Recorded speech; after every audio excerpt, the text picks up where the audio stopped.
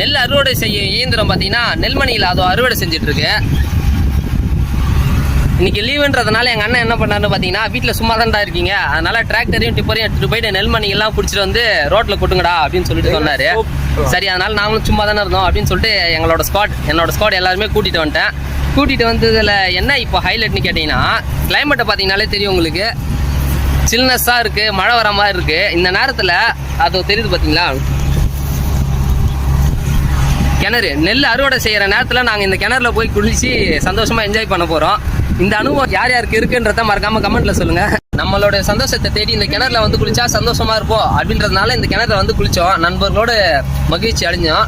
அதுபோல் இந்த கிணத்தோட உரிமையாளர் சந்தோஷமாக இருக்கணும் அப்படின்றதுக்காக நாங்கள் என்ன பண்ண போகிறோன்னு கேட்டிங்கன்னா, இந்த கிணத்துல இருக்கக்கூடிய வேஸ்ட்டு காகிதம், அப்புறம் காஞ்ச இலைகள், அதெல்லாம் பார்த்தீங்கன்னா ரொம்பவே அதிகமாக இருக்குது. அதெல்லாம் பொறுக்கி அதெல்லாம் சுத்தப்படுத்துகிற விதமாக நாங்கள் இன்றைக்கி அந்த வேலையில் ஈடுபட போகிறோம்.